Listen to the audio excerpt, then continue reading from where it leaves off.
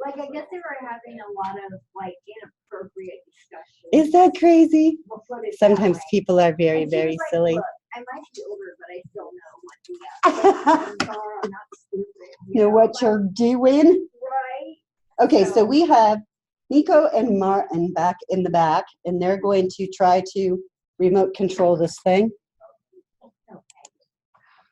And see if it will work.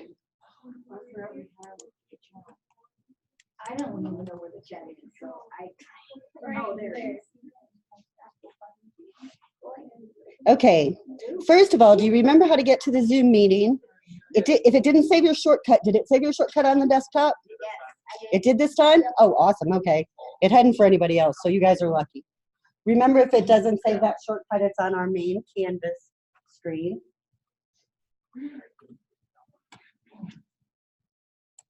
Here's our Zoom meeting. So we're going to see if one of you guys can share your screen whenever you're ready. He's got this.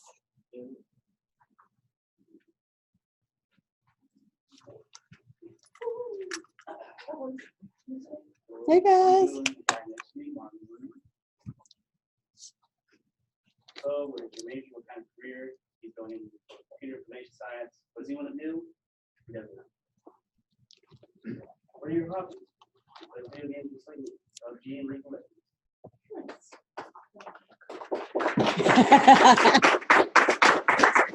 Okay, now you can release your share and let Martin take over. You guys are just right on top of this.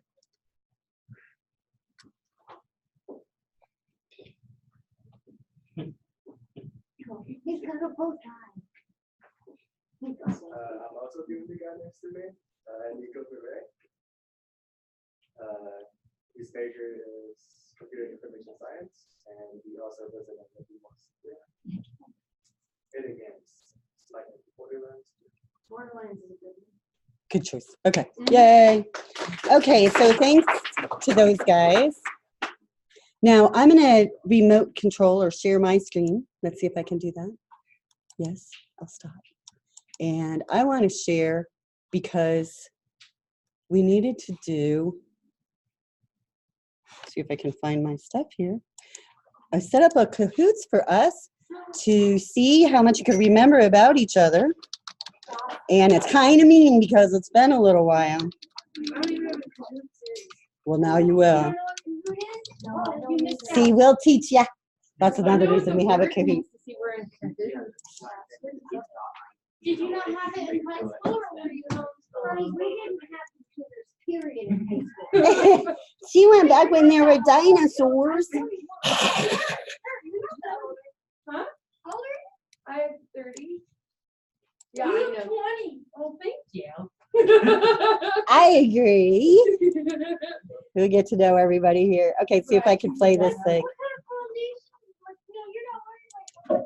Okay, Kahoots.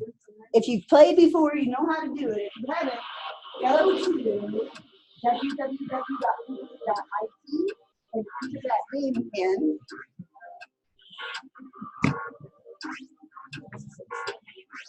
Yes, HQ. If you've not played HQ, the trivia game for your phone that pays your money. I'm up to like 32 cents. Oh, my brother.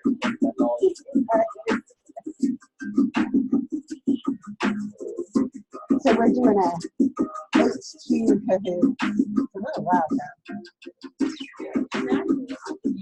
Huh? I didn't make it. It's HQ music. I just absconded with it.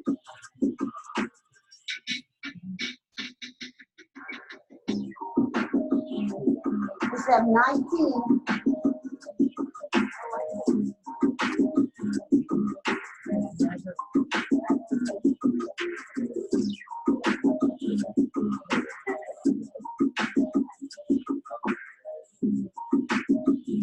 Now remember, please don't make me delete your username. Right. Remember, you're in college, not in high school, so let's be appropriate. And if I deem it inappropriate, there was a question. Get in there again, please. Oh, we're doing good. 18, are we ready?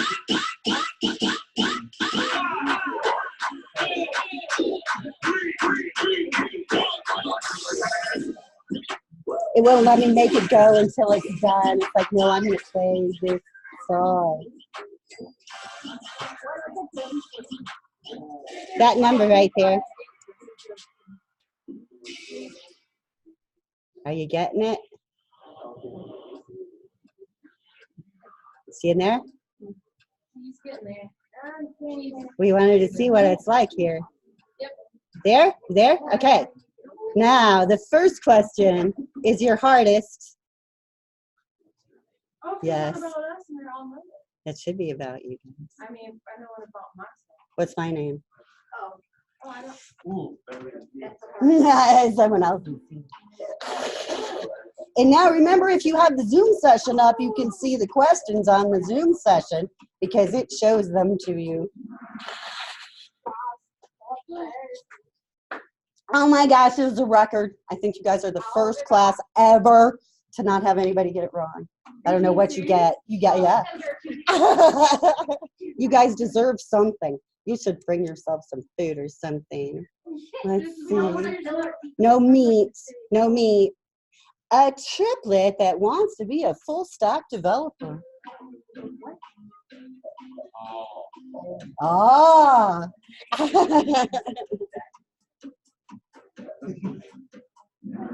you remember who? Oh, you guys did so good. That bottom one, huh? You think you just picked it because it's the biggest? Yeah. Well, don't do that. Because that one was just an accident. Oh, you were thinking? Okay, here you go. Who remembered to finish the syllabus quiz? Let's do it tonight.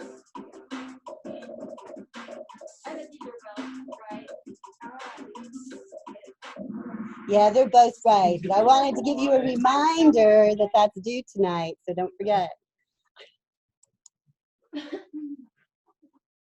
I'm not sure. Oh. A computer building competitive Fortnite player. I remember their faces. You guys do so good. I don't know how you do it. Oh my goodness, that's amazing.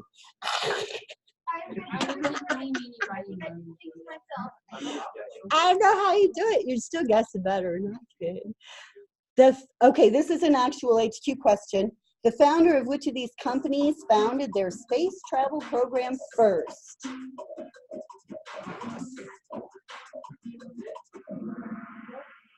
It was actually Amazon, and that's why. That's why it was a brutal HQ question, because nobody ever gets it right. Okay, and then a pool player that arrived recently from France.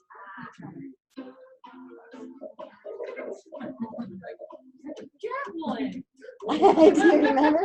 Oh my gosh, how can you guys do that? That is amazing. I'm so impressed. In Arby's 11, Mario Maker 2 playing artist.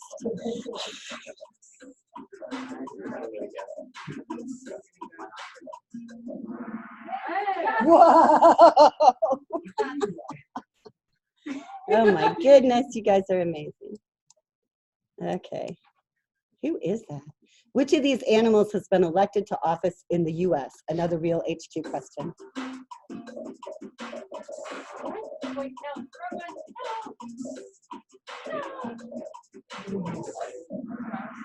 Pretty close.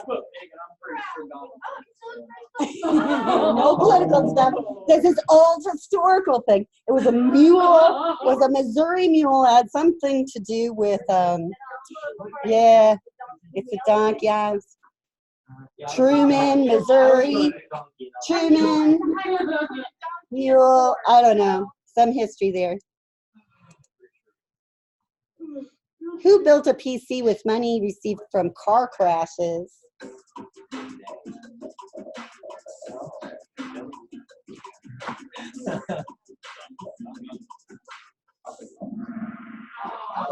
Very good. Who's in first place? E-boy. Dreams of working for Google and own Zelda for every system.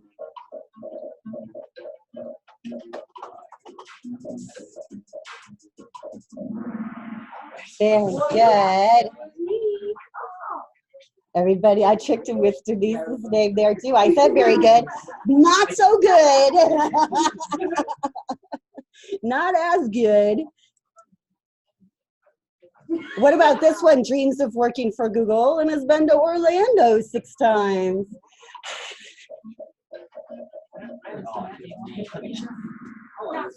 Your guess on that one. Okay. John 1, give him a hand. Bazoki here. I don't know how to say that. Second. Good job. You guys did great. I'm going to go ahead and close this, and we'll use Kahoots once in a while for chapter reviews and things like that. It is. Some people really like it. Some people really hate it. So we'll use lots of different ways. But some people think that it's like too loud when they're trying to think. Like if I want to make this at home to play by myself, could I do that? Yeah, it's a really good idea. You go to create.kahoot.it and you can actually set them up to just be running out on the cloud, and you can connect to them with your phone and play. So you guys could set up competitions and things like that if you wanted to. All right, so we Kahooted. We're finally done introducing ourselves. It took us a week or so. That's all right. That's how things go when the network sucks. But it seems to be all better now. Are you guys finding all your stuff? Did you have any stuff? They moved everything to your OneDrive. Uh-huh. So if you look at your OneDrive, you should be finding everything. Make sure that you can find all your stuff and that it hasn't gotten, had a couple of people that have just been unable to find a few things. It may have been caught in Full of a bunch of stuff that I didn't.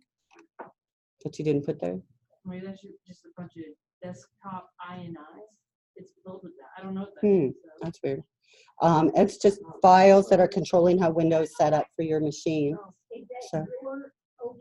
Is that your OneDrive or is that computer? That's weird. I'm gonna get rid of some of this stuff. What kind of stuff are you looking at? Let me bring up mine and see if I can tell. Really old document. You should just be able to delete them. I'm not really giving the option here. You what? I'm not giving the one that drive isn't giving me the option. Well, if you open File Explorer here on your computer, the file folder one, if it's not showing up on your shortcuts down here, look at your start menu and just type F to bring up File Explorer and open it.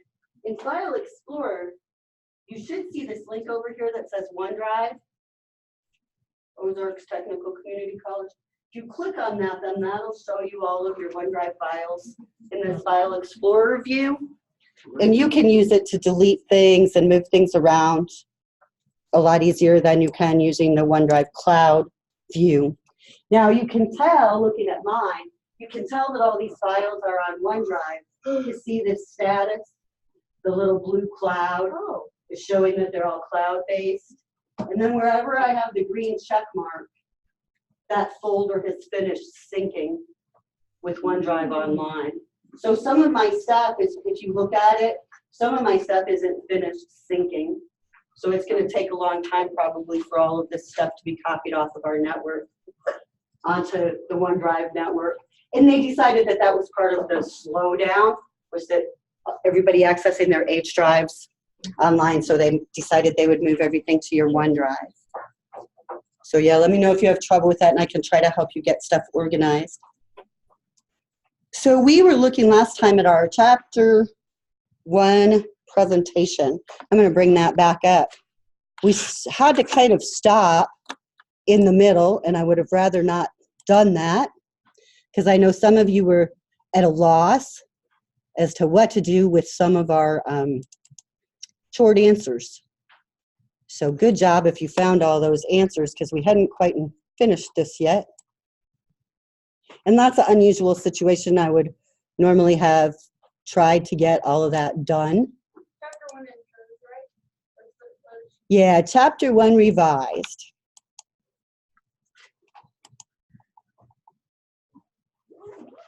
So we stopped right here on this slide, the number of songs pseudocode. And I want to stop here because I want to bring up our textbook online and take a look at what the textbook says about this. I'll get logged on while you find yours, or look over somebody else's shoulder to see if you can find one.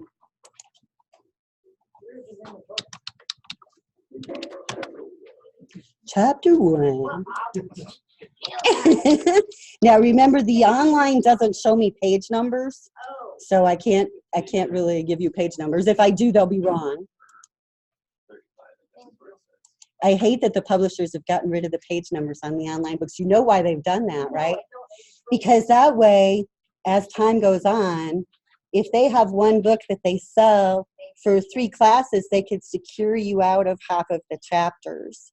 And you would never know because there's no page numbers or anything to be able to tell that you're missing information. So they could secure you out of part of the book and just give you access to just a different part of it. That's why they don't have page numbers, because they can specify what they want to do. You know, I was thinking about that with the online access. Uh-huh. With the physical book, once I'm done taking this class, I can keep this and still refer to Right. it. But with my online texts, can I still have access to that textbook forever and ever and ever? No. But I get charged for it still, though, don't I? that makes sense. You find it? Oh, this one does. This one does have page numbers still. At least on this screen it does. Okay, so I'm going to show you this page that I was kind of looking for. And as soon as I said, oh, look, it has page numbers, they disappeared. What page did you guys say it was? Thank you. So it's around 30. And this program we're going to look at here for a little while, this idea of a program. And this is someone who was thinking about selling music, right? And we're going to write this little program eventually. It's going to ask someone how many songs they want to download. Then we're going to multiply the number of songs they want to download by 99 cents, because we're going to charge 99 cents each for songs. And then we're going to display the value of that. So our program is going to be our music purchase program. So in this simple program, we're just going to be asking them for the number of songs. And when we ask them for the number of songs, we're going to use this special wording. Input the number of songs you wish to download today.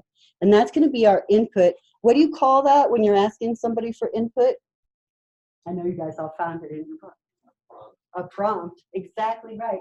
And the prompt is something that is some words that are meaningful to our user that describe what input we want. Now, in this example, they want our prompt to be this whole long line of code, right? We could see a prompt that might say, you know, # or hashtag songs, number of songs, right? That would be a real basic prompt. So a prompt could be really small, really big, but a lot of times our users are going to tell us what that prompt needs to say, because they're the experts in their system. So we want to get terminology from them and know for sure how to prompt for input properly. So to us, it seems like no big deal. But remember, this program that we write could have thousands of users over the next several years. And we want to make sure that the prompt is using the right terminology for the program that we're using. Think about Photoshop. Have you ever used Photoshop? Does it call the colors a bunch of colors? No. What does it call? F55. The palette. Yeah. Palette, because that's an artist term for a bunch of colors. And so whenever Photoshop was being developed, they worked with the art community to make sure they were using the right terminology for all those different things and all those things that Photoshop does. So that way artists can communicate about it and we can learn about it because it's all consistent. So that's a really important thing. Our prompt has to be meaningful for our audience. Now, we want to write this program, and as we plan it, we might write it in pseudocode first to get an idea of how we want it to work. In pseudocode, we just started talking about it last time, is an English-like just list of what's going to happen. Last time we wrote our algorithms about how to get to our neighborhood, we didn't use any special syntax. I didn't tell you that you had to have a colon or a semicolon at the end of each line, right? It was just English-like. You just wrote it however you wanted it. That's kind of pseudocode. So there's no rules to pseudocode. Now, in our book, they're going to give us some suggestions, and they're going to say, you should do this, and you should do that, and we'll do that. We'll follow their suggestions in our class. But pseudocode really has no rules. We can do whatever we want. Now, in this textbook, though, they do show us some code where this program, this actual program, is written using some different programming languages. Each of those programming languages does require very specific syntax or code rules to follow. So we can see that our pseudocode is a lot easier to use at first. In the book, they show us, like, this is that program using Java, and this is the same program using C++, and this is the same program using JavaScript. We might not know these programming languages, but that's what we're going to get to as developers. What I want you to be able to do at some point is to be able to look at any of these and basically read that code. Because reading code is just like reading English or any other language. You learn how to do it. So I don't know JavaScript, but I can look at this and I can say, oh, look, right here is our prompt, right? So I don't know what all that other code is that's wrapped around that, but I can see that the user is going to be prompted to enter the number of songs. So we can see different things about the code.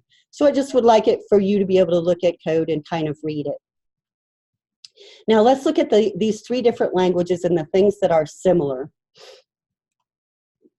All three of them use curly braces at the beginning and ending of their program. Do you see that? Yeah. They have like one line at the top and then opening and closing. We're going to use Python. We don't have to worry about curly braces like that, but a lot of languages do. They all declare the variables that they're going to use to hold data in memory. So last time we were talking about valid variable names. We'll talk a little bit more about data types, but here we can see a variable and a variable, variable and a variable. So all the variables have to be declared before they can be used. So we have to say, hey, programming language, I want to use, in this case, an integer, and I want to name it songs. And then I can use that however I want. Now, after we set up our variables, we go ahead and prompt the user for the number of songs.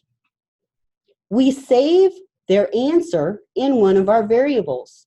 So we have to have those variables declared first, right? We have to do things in order. So step back and think about last time. Think about your algorithm, how to get to your neighborhood. Pretty easy, right? I showed you one about how to get to my neighborhood. Do you have to go that way? No. There's other ways you could go, right? Because I mean, I have lots of different ways I could go to get to my neighborhood. But that algorithm is just the way I use, right? So it's not a hard and fast rule the way I coded it. It's my algorithm. But if he was going to get to my neighborhood, he might decide that he's going to go this other direction. That's okay. Because we can code our algorithm however we want, as long as we get that job done. So that's a great thing about programming. And that's one reason why we'll try to share a lot in class.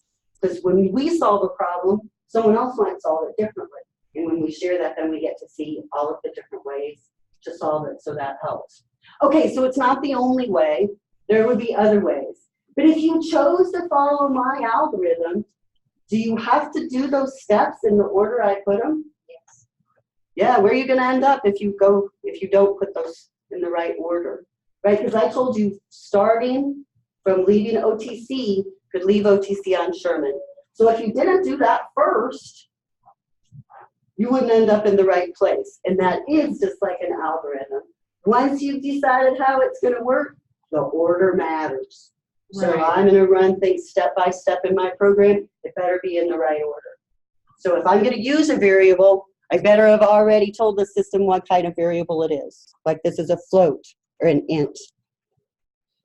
So whenever we're working with a program, we have a lot of need for input and output.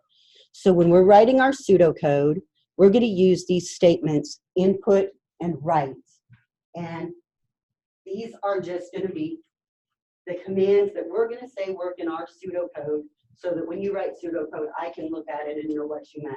So here is our pseudocode for our music purchase program. It's only 4 lines long. It's not very much. Let's write it together ourselves. So I want to find Notepad++. Can you find that on your computer? Now I found Notepad. That's not the one I wanted. I want Notepad++, because Notepad++ is going to have a memory for us a little bit. And if we type a variable name, when we start typing it again, it's going to autofill for us, so we won't have to do quite as much typing. So Notepad++.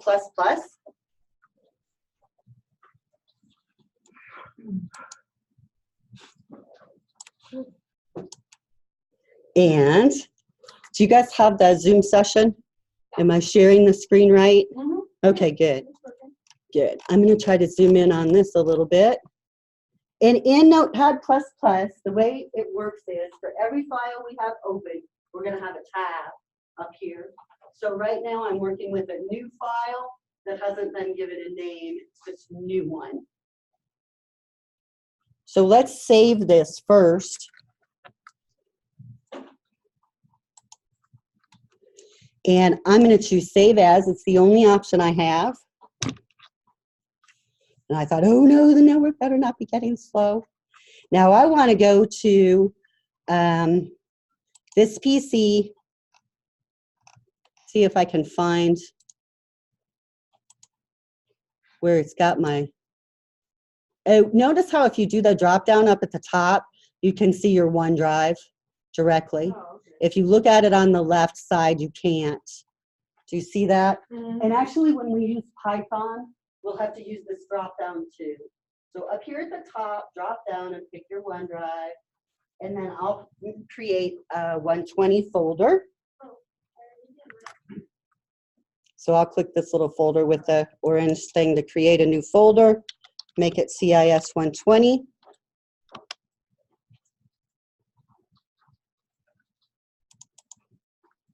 And the first file we're going to save here is going to be Chapter 1, Music Purchase Pseudo. And you can type out pseudocode if you like. Pseudo is enough.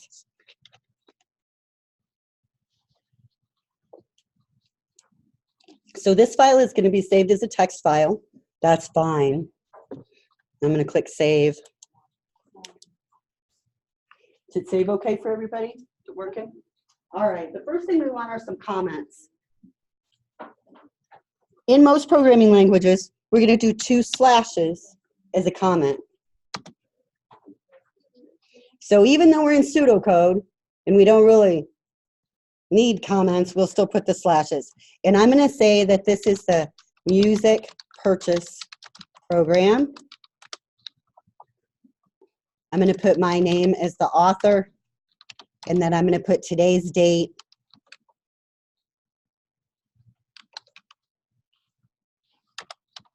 And then I'm going to do a really quick purpose.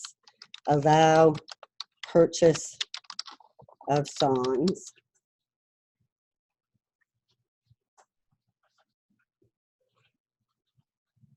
Does it matter if the first letter of everything is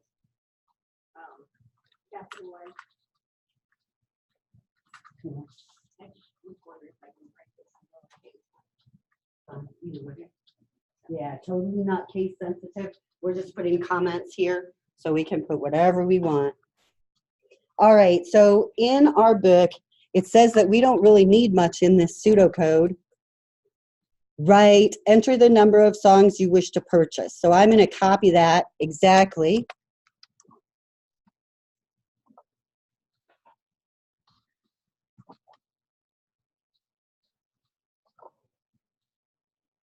And when we talk about our data types a little bit more next time and next week, we'll be talking about things like this that are strings. So this is a string. It has a whole bunch of characters in it. The system doesn't care about anything as long as it's enclosed within the double quotes. So anytime I'm working with data that is not numeric, I have to put the double quotes around it. We'll do that in our pseudocode, even though it's not really real code, just to remind ourselves that this is a string that needs to have that around it. Now, in our example program, they ended that prompt with a colon and a space. And we always want to be real careful about that ending, because sometimes we can end up with the cursor smushed right up against our prompt and it'll look funny for the user. Okay, so there's our first line of pseudocode code. That should display on the screen when this program starts to run. Now, we want to input or read in the number of songs.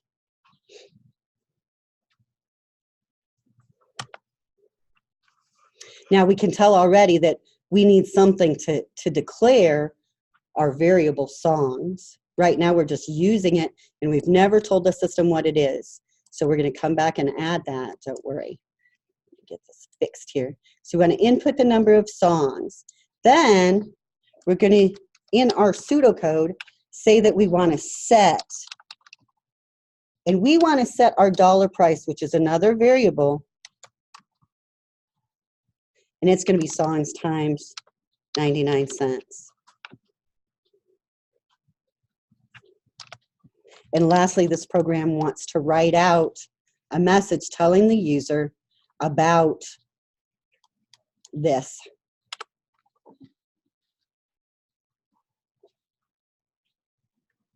So this is our basic pseudocode. We have said, if I write this as a real program and I start this program up, the first thing I want it to do is write out this prompt, enter the number of songs you wish to purchase. The next thing that's going to happen then is this program is just going to sit and wait. This input statement is going to make it just sit there waiting until somebody types in a number and presses enter. And then whatever number they type in is going to be saved in our songs variable. We're going to do this one math calculation, multiply that number of songs by 99 cents, and put the answer to that into another variable called dollar price. This statement right here, set, is totally made up by our book. It's just for pseudocode.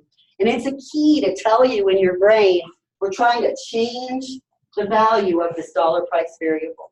We want to set it to something new. And then finally, we just want to write it out.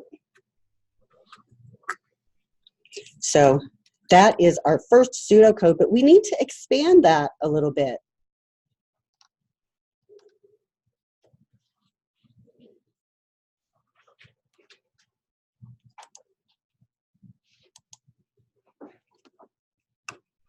Whenever we're looking at this pseudocode, that input songs is a really important statement because it tells the system just to wait for that user to type something.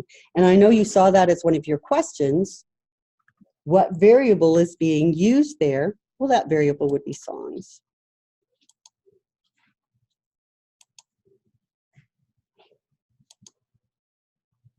Now, some other things on input prompts. If you look at this really short pseudocode, think about what is the prompt. What's the prompt in that first line of code-ish? Enter a number. So the user's not going to see that word right, huh? Exactly. And then what variable are we going to use to hold that data? Number. Very good. Now we could also ask for 2 numbers, and we could do 2 input statements. Then when the user typed the first number, it would be saved in number 1. When they type the second number, it would be saved in number 2. So here's pretty much what we have. Our final number of songs pseudocode. We have these 4 lines in it that say we want to prompt the user, do some multiplication, and then write out the answer.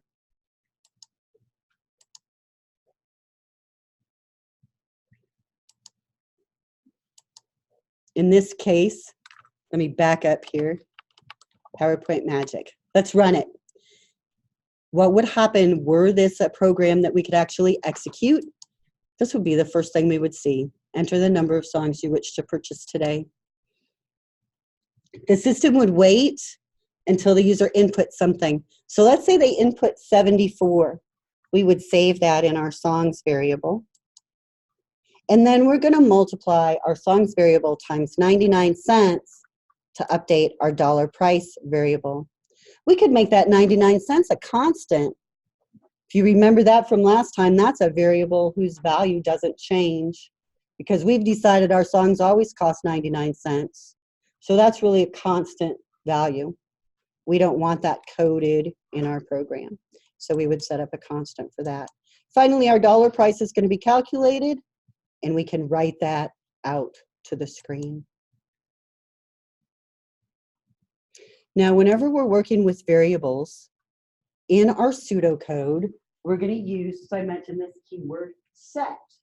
And the keyword set just means I want to change the value of this variable. I want to assign it a new value. So in this line of pseudocode, I would be changing number x to 45. So remember, the word set is just optional in our pseudocode to remind us that we're changing the variable's value. Now, in this example, what's the name of the variable? Number X. Number X, very good. What is its value after we're done? 45? Yep, perfect. What about this one? What's the name of the variable? Number X. Number X still. And what's its value going to be after we're done? 97. Very good. Now, when we do math, we can use all of the standard mathematic operators: addition, subtraction, multiplication, division, exponentiation, and modulus. The exponentiation character, the caret, where is that on your keyboard? 6. Shift 6. I'm sure you can find it because it can be a real bear if you don't know where it is. So it's up there. What is modulus? Let's take a look at that. Look at that modulus line down at the very bottom. What does a modulus do? Can you tell? Shows the remainder Of division. division. So in this example, we're going to divide 14 by 3 and return the remainder. So this is all that only can happen with integers. So it would be like you divide 14 by 3, and then the number you get, you subtract from 14? Yes, and Okay, that would be your remainder, exactly. okay, that makes sense. Say that again, because I can just. You would divide 14 by 3, and then the answer you get, you would subtract from 14 to get the remainder. So like 4 goes into 12 4 times. Mhm. You left 2. You have 2 left there. Yeah, so that's why that's your answer, because it's the remainder. Okay. So it's some pretty interesting math. I don't know. What about Oh, so you get the closest. Exponentiation is like to the power of. So this is Two like to the 2 power to the of power of 3. Oh, Uh-huh. Any others? So with the modulus, you would get to the closest number with below it? Or would you just in general closest? No, you're right. The Oh, closest below. number below it. Uh-huh. That would evenly divide into it. and then the leftovers would be your remainder. So that's really good. You guys are thinking about it really well. And one way that's really great for us to use the modulus is if I want to figure out if a number is even or odd, right? Because I can say divide this number, or use this number modulus 2. If the result is 0, it's an even number, right? If the result is 1, it's an odd number. So we can use this modulus command for a lot of things like that. Now, when we're doing math, we're going to use the PEMDAS rules, the standard order of operations. And if you haven't had math for a little while, that means we're going to use parentheses first, exponentiation, multiplication and division are really at the same level, but multiplication they say is higher than addition and then subtraction. So do we have any examples? Here's one. So what's going to happen first in this? 6 plus 2. 6 plus 2. Then what? 7 minus 5. Then what? Don't worry about the answer. And then Whatever that is to 7 the minus 5 power. exponent, or to the second power. That would be next. And then? 3 times 6 plus 2. Mhm. And then the 7 minus 5 to the second power times 3. And then You divide by 12. you sure? Because it's- Yeah. please Multiplication excuse and my fear. multiplication and division are the same. Are the same. Well, no, because multiplication comes before division in the PEMDAS thing, so you do the multiplication and the division. It's also a lot easier to divide 24 by 12 than it is to divide 8 by 12. You can do those Facebook things if you see them, you know, the memes that have the quick math problems. Do those because those are great practice for you. And we'll be doing a lot. So don't worry, you guys are getting that. Have the right idea. Okay, so output. This is our last statement. We write out the dollar price. It's going to come out with something like 73.26. That's pretty meaningless, isn't it?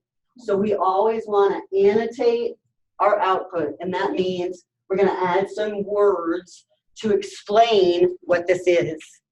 Okay, so we have the cost of your purchase is and the dollar price. Now, when I'm working with a string, this is called concatenation. I'm adding these things together, but I'm not doing numeric math. So I want this string, the cost of your purchase is, to be added to the number that's our dollar price. I want it to all print out together. So we use a plus sign to add strings, and in this example, our dollar price will be treated like it's a string so we can output this cost all pretty. So what we want to be really concerned about at this point is that our output should be annotated.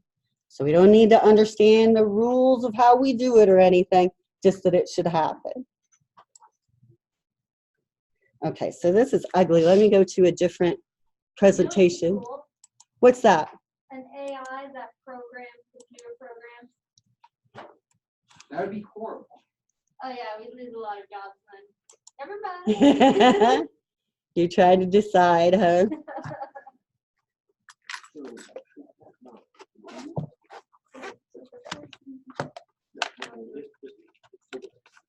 So you're saying 5 times 2 and then divide. Well, then that would not be 2. That would be 1/2. We'll put that one in online and try it.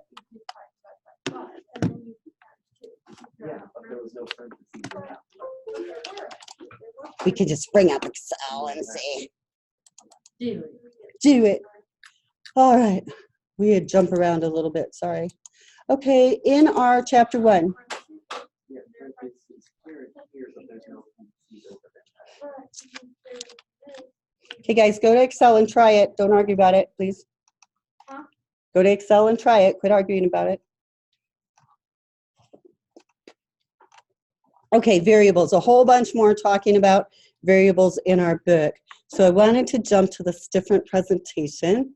Hang on with me here for just a second. And I promise I'll give you lots of math problems that you can figure out and argue about, because I want you to be able to, just not today. You're so good. Where am I?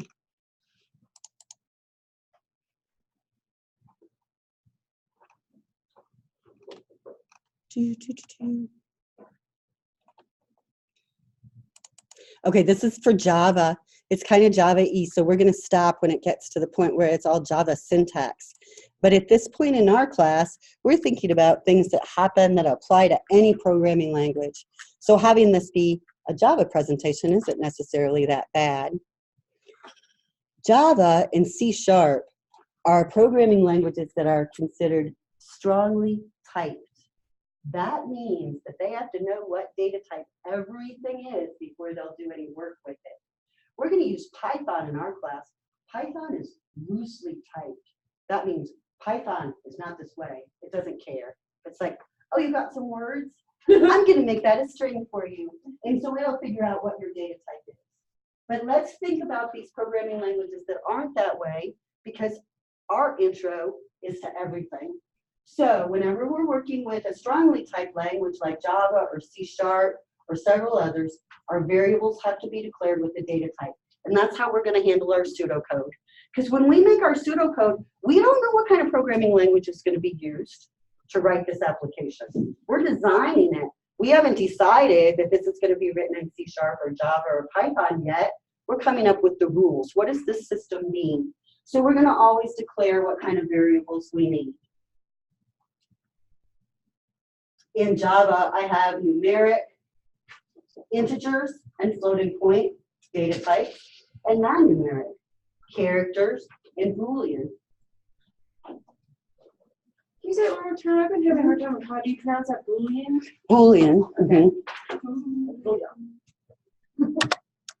And so it's pretty simple. There's not that many different types. If I'm looking at Java, I can have a byte that's very small. Next week, we're going to talk about binary. So this will be a little bit more meaningful at that point, kind of like other stuff with computers. We put it all out on the table, and then we slowly roll it up and get it all put together. We can have short, we could have int, and int is just for an integer. Long and char and float and double and Boolean. Notice that they use different amounts of memory. So if I'm working with a data type that's a double or a long, that's a really big number. It potentially could be 8 bytes long, which you'll see next week is really, really big. So that's a really, really big number. So it uses up a lot of memory. If I'm working with a smaller number, I could declare it as a float or an integer. And then I would be taking up half as much memory. You think about it, if you're going to process, 1 million of these items in your program, then the memory that you take up for all those variables does matter, because it can be something that accounts to a lot. Now our Boolean variable data type just takes up a little teeny amount of data, because it only needs to know if something is true or false. Since it only has those two settings, it's very, very small. We'll look at some more of those here. So here's a double, and this is pretty much true in most of our programming languages. A double is 64 bits. And some of you have heard about that. Was it Windows 7 was a 64-bit operating system? That's a big deal. That means they started using 64-bit variables in Windows, so we can have more memory because we have bigger numbers now that we can get to. And if they didn't go to 64-bit, we'd still be stuck with 4 gig of RAM, like before Windows 7, when we were using 32-bit numbers. So a 32-bit is going to be a float data type. Now, notice that the double and the float are using this scientific type notation. They're unsigned. They only keep track of whether something is positive or negative based on the actual value. So internal magic. And then a long is another type of number that is also 64 bits, but it's more like business use. So it's a signed number that gives us basically 63 bits of usable data space, so we can have numbers from this range to this range. Pretty good size number. You should be able to fit a lot. Now a 32-bit int data type, on the other hand, since it's only 32 bits, its numbers can only go in this range. So huge difference when we went from 32-bit processors to 64-bit processors and how much data we could handle and manage, right? Same thing for our programs. We might have a problem where we use 32-bit numbers everywhere, and we have to update that program because now we need to have more larger numbers. Now, a short integer only takes up 16 bits, so its values can go from 32,768 negative to 32,767 positive. This is the limit like with Excel. So if you get to that many cells in Excel, you'll run out of space. Curious. So if it says 64, then it's 63. But if it says 32, then it's 31. Why does it say 1 less? Good question. It says that because it's using 1 bit for the sign. So since these are signed integers, we lose that 1 bit for a sign, positive or negative. Now a byte data type is really short. It can hold values from negative 128 to 127. So we could use a byte data type like to hold somebody's age. What could we use for a short integer? Is you guys' student IDs short enough to fit in those? How many digits are your number? 9 or not? So you'd have to use a 32-bit, There's 7 digits. 7 digits. So it'd be- So you'd have to use a 32-bit, an int, to hold that. So always be thinking about those different data types. Now, whenever we're working with data and it's going into memory, it's going to be converted to binary. So that's one reason we have to tell our program what type of data we're working with so it knows how to do that conversion. Now, we could have non-numeric data. It's going to be converted a little bit differently. So strings, we saw we always have to enclose those within double quotes, are non-numeric data, and a Boolean is a non-numeric data. So let's think about our student information system and say you were going to rewrite Canvas. You're going to go out there and sell it for millions of dollars because we need really good student information systems. School books. You got to write those though. Okay, student name. What kind of data type would we want to use to store a student's name? A string. Is that right? Because it's not numbers. What about student ID? That would be Int, string, and they're both right. Which would you rather use? We could use either data type because we could refer to the student ID as a string. It's just a string of numbers, or we could call it an integer because we never let any non-numeric data in the student ID. So that would be something we would just have to decide as we were writing the program, which we thought would be best, because either one would work. Are these, because I basically look at this book, are these kinds of slides available to download? This slideshow was created this weekend, so no, it's not available to you yet, but I can put it out That would be awesome. there. Okay, and then the age, I said byte. Is that good? Yeah. Would that be okay? We could hold their age in that, because they shouldn't get to be older than 127, right? So it might be a problem. You guys might have to go out and do some sort of massive conversion to change all those. What about birthday? We didn't really talk about it, but there is a data type in most languages that's specific. So we would probably use that. What about their GPA? Float? Does it need to have decimal places? Yes. Yes. So we can't use those integer ones. And what about sex? Used to, people would say Boolean, Yeah, because it's true or false. and I would kid with them and I would say, so females are true? And they would look at me like, that's a dumb question. No, it's sexist. Females can't always, but now we have a third option, right? So I can't We have use like an Boolean. infinite amount of options now. Huh? Well, not really. We have male, female, and other. Non-gender binary. Yeah. So what could we use that takes up the smallest possible amount of space? A bit. A bit can only be off or on. Oh. So that would only give us our male and female. How could we add that third option in there?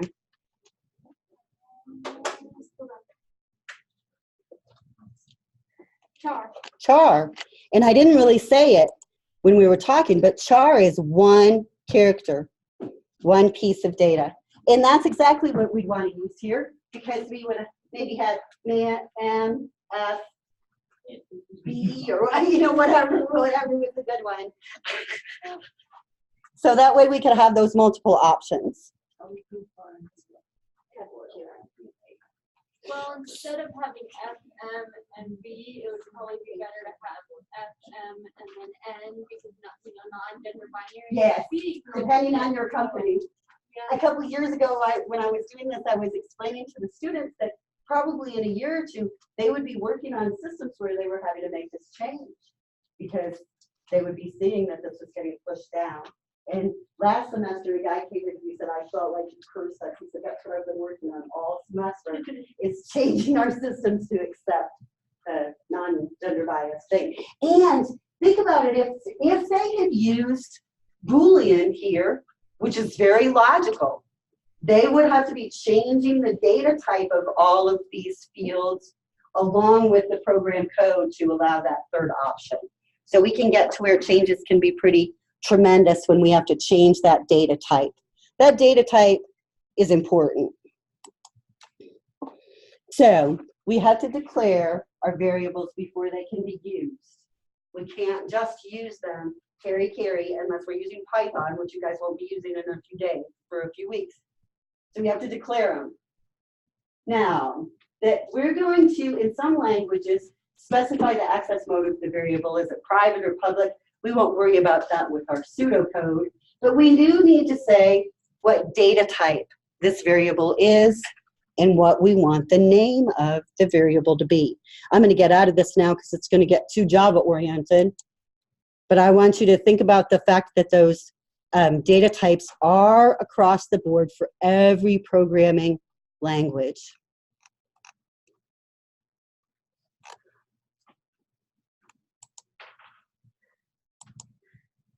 I'm going to see where we are in our place. We've talked a lot about our processing data set. Now, this is an area that can get confusing when we're talking, because our pseudocode wants us to use this word set.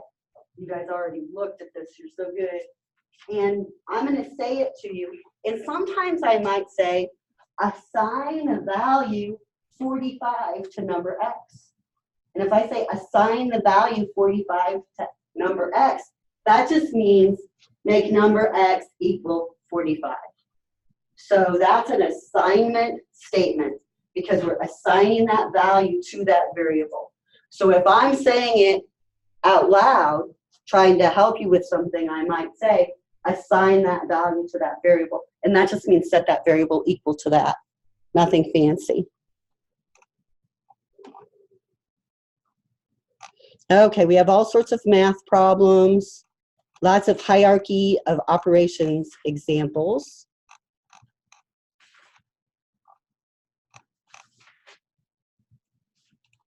And I think we need to look at floating point data, and it says it's on page 50.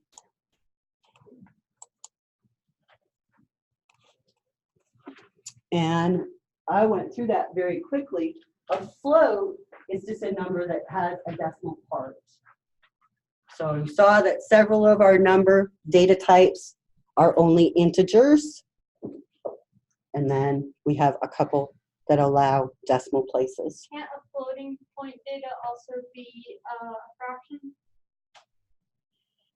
It is a fraction implied, basically. But it wouldn't be a fraction form though, right? No, I mean the computer cannot do that. You know, that's if you did a fraction, it would be a division, right? So that's how it would interpret it, as a division. So you could, it would just say, oh, you want me to divide this? Which we would. So that looks good. Okay, so we're going to declare some things. In our pseudocode, when we want to set up our variables, we're going to use the special keyword declare. So we need to update our pseudocode to put that in. And then we'll be done with it. Really? with this pseudocode. I can get it back. Okay, so the first thing I want to do is all these declarations are going to come at the top. So I'm going to put a comment, declare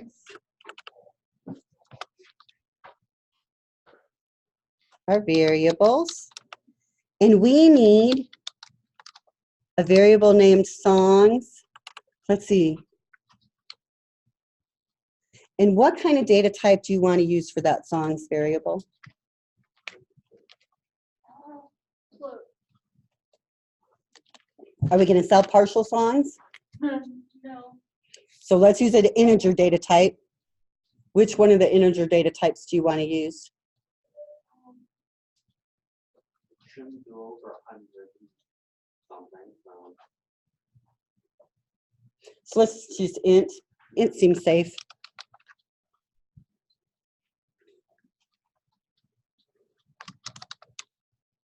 Now the next thing I want to declare is our price. And I'm going to make this a constant. So I'm going to make it all in uppercase. Now this one does need to be a float. And I want it to be a constant.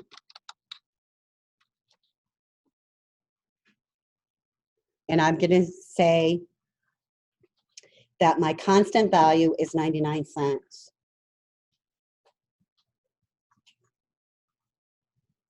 Now the reason that I want to do this as a constant value is because this is going to bring this up to the top of my program, right?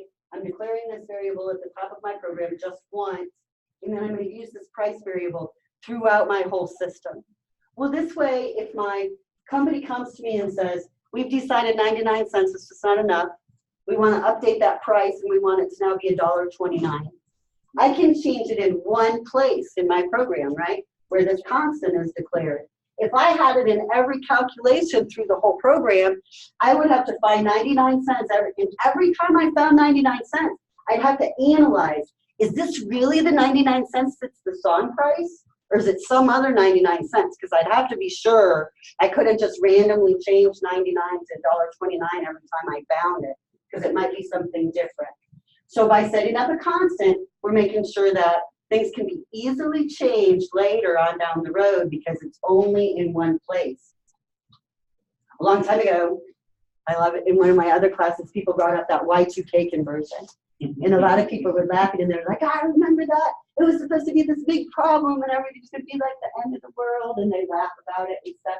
I don't laugh because it was going to be the end of the world. And we had a bunch of programmers that got pulled from all over the country. And they worked really hard to handle the Y2K conversion. Why was it going to be the end of the world? Well, because if you're in a nuclear processing facility, there is code running continuously that says, is this second greater than the last second? Is this second greater than the last second? If it's not, something has happened. For why do It's going to self-destruct. So in Y2K, since they only carry 2 years, 2 digits is a year, it was going to go from 99 to 00. So all of a sudden it was going to be less than the second before. So the nuclear plants were going to shut down. I mean, that was part of their code, was to say we will shut down because we're under some sort of attack. Isn't there like another type of thing that happened in 2038 or something like that? I think it's 2042, and it's the Linux machines. So Linux machines, their date algorithm is hard-coded in their BIOS, and it only goes up to 2042, and that's the end of time. And that's also the end of time on the Mayan calendar. So that's kind of 2012. 2012. Some, I don't know, they're close. 2021, back in December. So we made it. We're past it. We're good. My mom and my dad for Y2K stored 1,000 gallons of water and like 5 years worth of food in our I garage. did not. I went to Kansas City and made a ton of money doing Y2K conversions.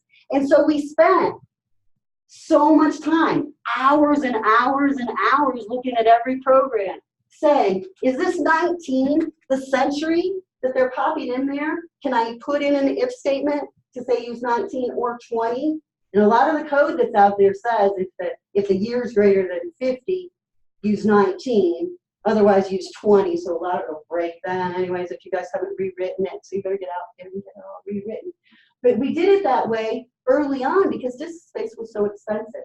And so that's why they only carried the 2 digits in the year. So it was a really big deal. But any program that had the century as a constant at the beginning, we could just change and it would be all done and everything would be okay and golden. So it really, really is a big deal to have things in constants in our program. So, but we all survived the Y2K thing. It was okay. Thank goodness. Good times, good times. So we've got our variables declared. Is there another one? Don't we need another one? Can you imagine in an alternate universe we weren't able to change everything, so Y2K actually did happen? Yeah, we wouldn't have that, huh? Well, for multi-verse theory, every little thing you do can branch off and create another unit. It's really complicated. So now we've got our variables declared. I'm going to come down under our variables and put in a new comment. And I'm going to say prompt for input, because I want you to remember that prompt keyword. And then after that line of code, I'm going to put another comment and say read user input into songs variable. Hold on, I'm a little behind. You're fine.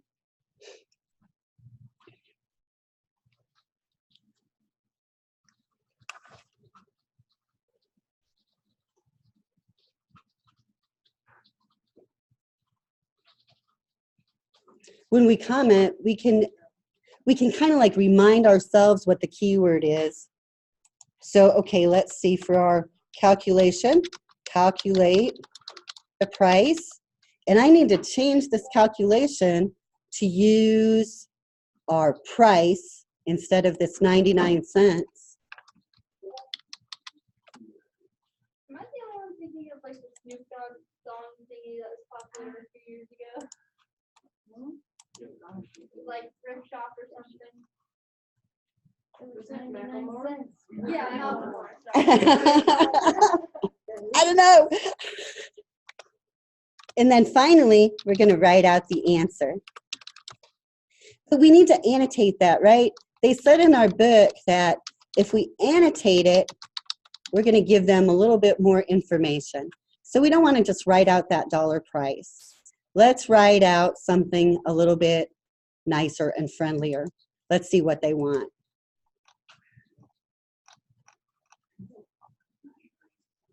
The price of your purchase is,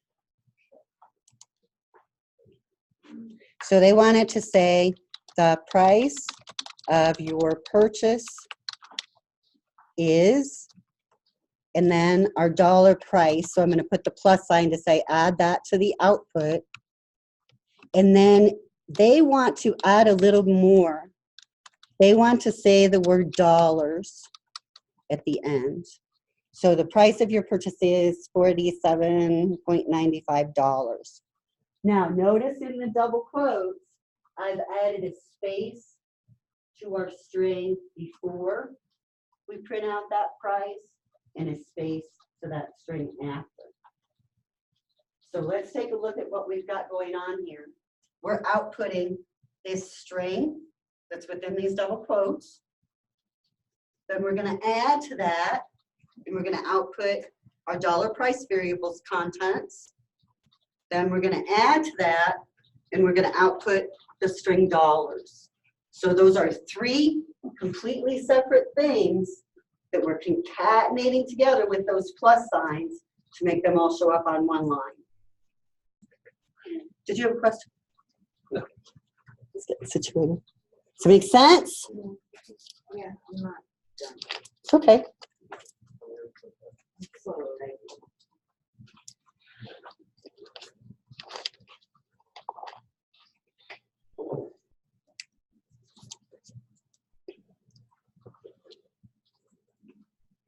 Now, when you guys see Python, you'll see Python is so close to this. We can almost take our pseudocode and just change it a little bit and it'll run as our Python program. So a lot of people wonder, why are we going all this trouble? Why don't we just write that Python program? Well, the reason is program design is a really important step. And like I mentioned, you might not know what language you're going to use to write this system. Your company may not have decided yet. They might not have even decided if they're going to use Windows, but they want you to go around and talk to all the users and get all the algorithms that are important for this system documented. So you can use something like pseudocode that is not dependent on any programming language, so that you've got all that information. And then I could even go in and I could say, okay, Linda, let's take a look. Does this look like what happens when you do your song price routine? And she could look at it and say, yeah, that looks good. I think that that's exactly what happens. And then we can get in agreement on our processes. So pseudocode is a design tool that helps us document the algorithms that are going to be needed for our programs. So we've seen everything has to happen in order. We declare our variables, we prompt for input, we read the input, do whatever processing needs to happen, and then we write out our answer. Did you change something? Because I have all this written down, but then I've got below it, set dollar price dollars 99 cents. I think I missed something. I changed Okay, I was trying to type and I think I missed that. that one. Is that it? Yeah, yes. Okay.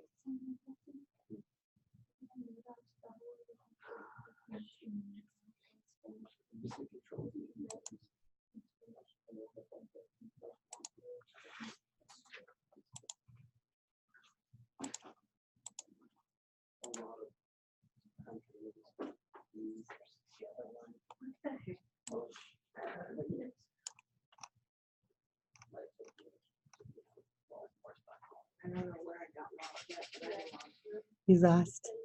I'm sorry. You're fine. Supposed to go to Canvas? I am looking at Canvas. We'll get you fixed. How are you guys on your pseudocode? Does everybody feel good with it? What are you missing? I'll print it for you. All of it, Well, I'll print it for you then. because I messed up some. We'll just print it. Now, this is one you guys have been such good students that you were worried about this reordered pseudocode assignment. Let's take a look at it and then we'll do it fast. This would be our last thing we have for week 1, and it's hanging over on us today. You guys are right, we should have been able to already have it done, but since we got delayed because of the network problems, we didn't get to this one yet. When you open it, it's one of these ones that's going to open an Office 365 document. So if you don't see this Word document, you need to click here on Office 365 and log in first, and then come back to this assignment. Every time I try to go into Office 365, it just shows me OneDrive. Okay. When you come back then, does it show you this? No. So This is log what off I and back get. on, that's fine. But no, I mean, it gives me OneDrive and shows me all my files. And Nico logged off there and logged back on, and then he was able to see the assignment. So he clicked load. So try there we go. different things for different people. I clicked over to Office 365 and then I clicked back this time. And it was there. So, and it's acting differently since they have you guys all logged in automatically. So it's all acting, it's different problems than it was in the past. So this pseudocode is in the wrong order. Okay, so why is it every time I try to go to Office 360, it just brings up the files? Because that's what it is. Oh. That's just, if you can't see these numbers, that means you go to Office 365 log in. So But you're already we logged should in. go ahead and open You should- Notepad plus or Actually, you don't need to on this one, because all you need to do is copy this down below. So I'm going to start out. It's got this problem for you, and the pseudocode is in the wrong order. So I'm going to copy it all, and I'm going to go down here to where it says problem 3 in correct order, and I'm going to keep fighting with it until it lets me click in there. And then I'm going to try to paste. Oh, now if you click edit document, it'll edit in Word. Let's try that. Oh, actually, edit in browser. And now let's see if it'll work better. Now I can click and I'm going to paste those lines. Now, down here where you pasted this pseudocode, I want you to put it in the right order because it's not in the right order. But before you start, you say a couple of other things. We have 30 minutes left. So in the 30 minutes we have left, finish this, and I want you to work with people around you if you would like to. Talk it out, think about it, decide how this should work. Then make sure you feel comfortable as much as you can about the week 1 assignment that we had with the study guide questions, because I think that most everybody has got that turned in. But if you had any questions you were holding off on until we had our lecture today or anything like that, finish it up. That's what I want you to do today. We don't have enough time to do anything else. So when you're done with those, get out of here and I'll see you Thursday. Keep looking at chapter 1. We'll start on binary next time.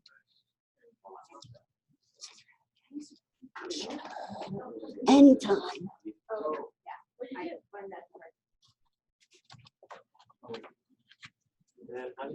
So how do you know what comes first? Well, Celsius and okay. That Didn't work very good. How do you know the Fahrenheit is first and Celsius is first? You just decide which one you want first. Yeah. So, okay, As long as they're declared, it doesn't matter what order they're in. What did you do? Excellent. There's a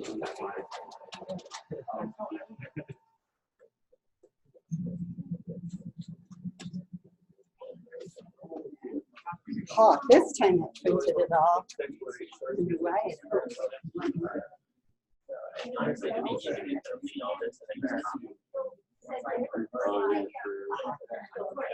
Sure. I like the I didn't see it.